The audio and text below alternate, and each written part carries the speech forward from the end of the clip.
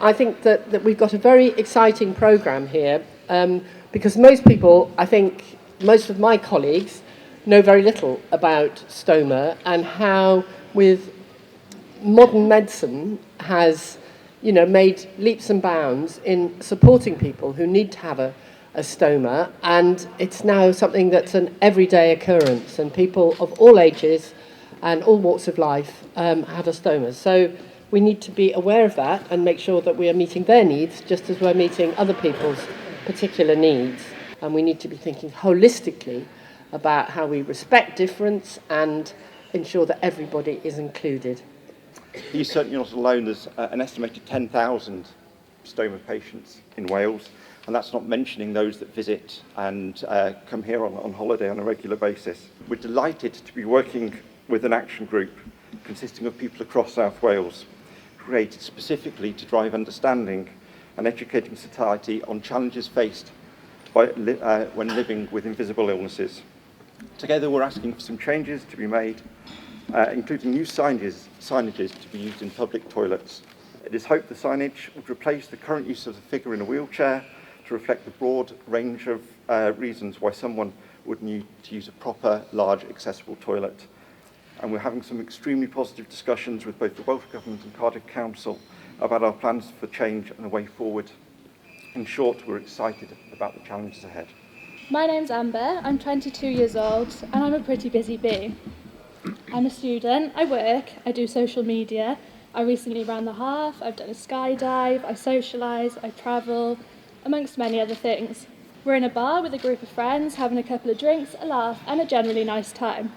I've been back and forth to the toilet a few times now, and I won't lie, I'm getting rather frustrated with my body. My boyfriend comes with me to help where needed.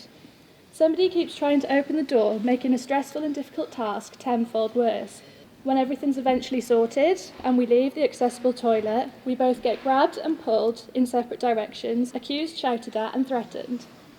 Having finally been given an opportunity to explain myself, I have IBD, an invisible disability and a permanent stoma. No, not enough.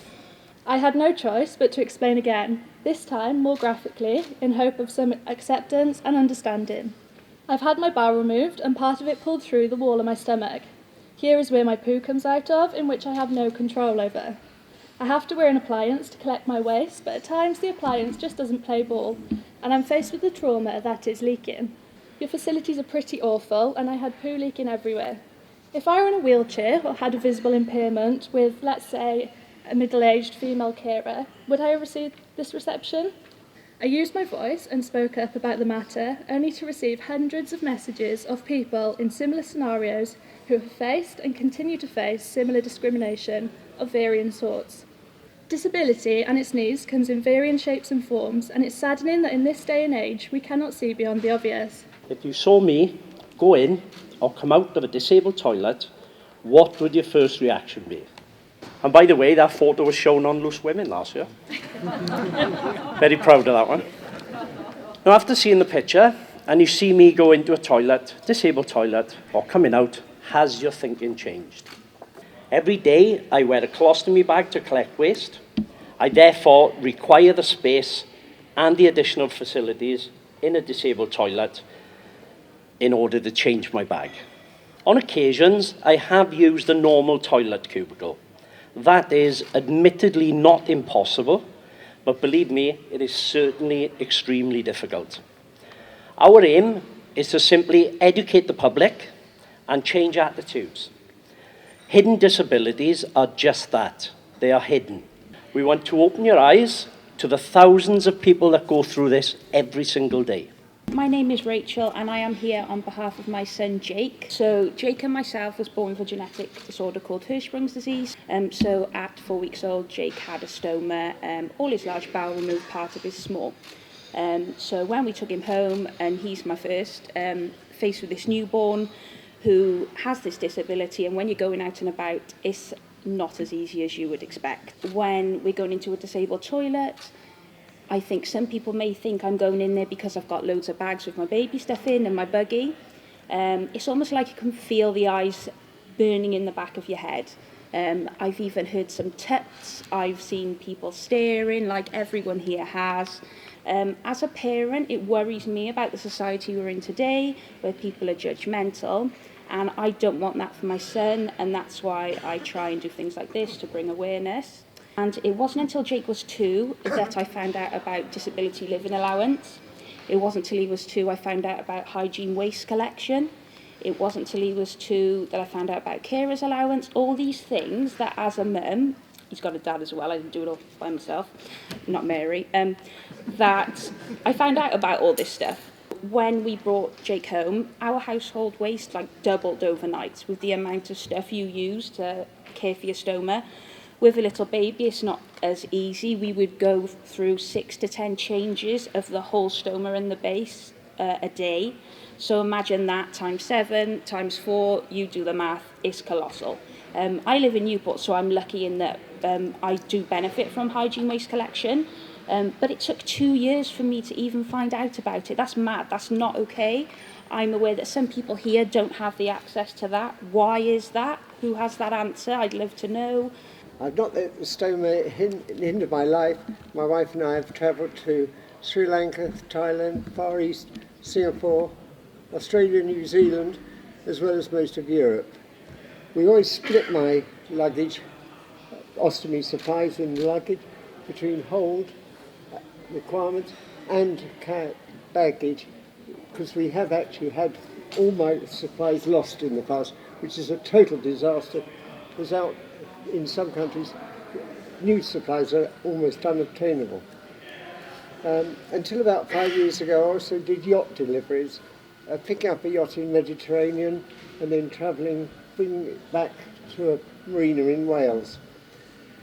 This was quite enjoyable, but you can imagine how difficult it is to change a bag at sea in a force 9 gale. It's actually worse, though, in an aircraft toilet. It's almost impossible in there, as you can imagine. The larger areas inside disabled toilets, therefore very necessary, as is a water supply. In an ordinary toilet, you do not get a water supply, and you need to have clean water that you can wash down. My wife, who also has a non-visible disability, has also had adverse comments about jumping the queue, both in toilets and indeed in disabled changing rooms in shops. Whilst my stoma saved my life, living with a stoma is both physically and emotionally challenging.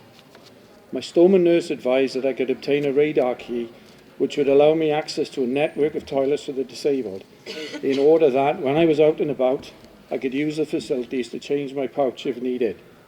My first big outing was for my birthday in December 2010, when my wife, son and I came to Cardiff.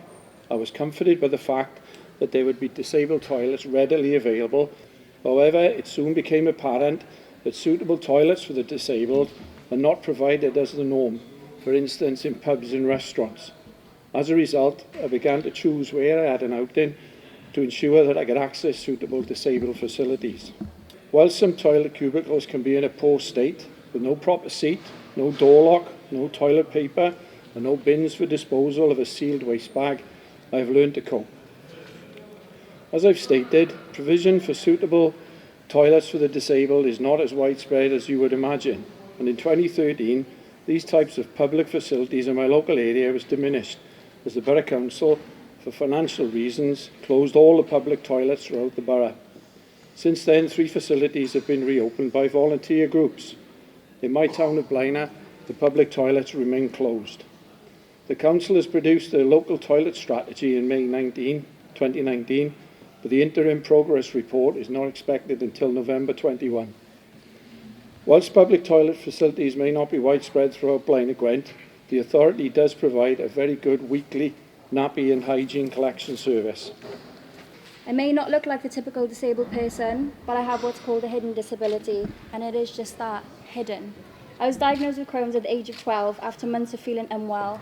I spent the next year trying different treatments and procedures which were all unsuccessful. Then I was told that this disease was getting far too aggressive and that I needed to have an ostomy. Little did I know that it would be the hardest transition, mentally and physically. It's hard enough trying to be normal in a world that revolves around the usual beauty standards. It's hard enough trying to fit in and act normal. And it's even harder when people give you dirty looks or confront you when leaving a disabled toilet. I've heard so many horror stories of ostomates getting confronted when leaving a disabled toilet. As an ostomate, it saddens me to think that the general public can be so cruel and uneducated about the different disabilities. These stories that I hear on a daily basis have terrified me and caused me to never use a disabled toilet again. I now use a public toilet, which causes me major anxiety. When I'm in the cubicle doing my thing, I'm always aware of people around me, and if I hear just one person in that toilet, I immediately abort mission and leave. Don't get me wrong, I'm one of those people that wear my bag loud and proud, but sometimes, especially on the bad days, you don't want to have to explain your situation to others. You shouldn't have to. Using a disabled toilet is my right, and I feel like I've been stripped of that right due to the lack of education in the community. We're all taught not to judge a book by its cover, so why are we being judged? When we saw the brief for this project, we had no idea what it entailed. Little did we know we'd be wearing stoma bags around our studios and standing in accessible toilets, awaiting a reaction from a member of the public from the other side. We challenged accessible signs on buses, in shopping centres, anywhere we could. We really lived and breathed this project. Let Us In is a campaign that acknowledges the 92% of the UK's disabled population that currently aren't represented by our accessible toilet signage. A circle is a wholesome shape. It can symbolise a sense of gathering and community. As you can see, our circle has been broken up into segments. The gaps in the shape have been created to act as a doorway into the circle, the safe, accessible place, and into a new and understanding community. As well as the new sign itself, we developed a pattern from the symbol to be used alongside various aspects of the campaign. This would help to instill familiarity without the constant repetition of the sign, hopefully in time making the campaign and its aesthetics recognisable to everyone. The internet is a powerful tool in which information can be shared by thousands within minutes and can become viral overnight. By taking the campaign online, we intend for the conversation to extend across our country and beyond. Our main aim was to make sure that everyone has a safe place when using the toilet. We were influenced by the Sunflower Project, so our choice to make badges and lanyards was so that people felt like they were part of the community, the Let Us In community, without having the need to prove to those their reasoning for using the toilet.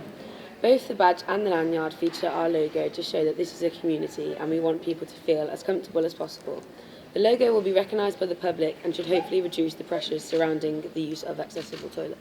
We've learned a huge amount today about a single issue which illustrates just how much work we still have to do to have the joined up long-term thinking that we need to have by law in all our 46 public bodies under the Wellbeing and Future Generations Act. Some of the stories we've heard are obviously disgraceful. Thank you very much.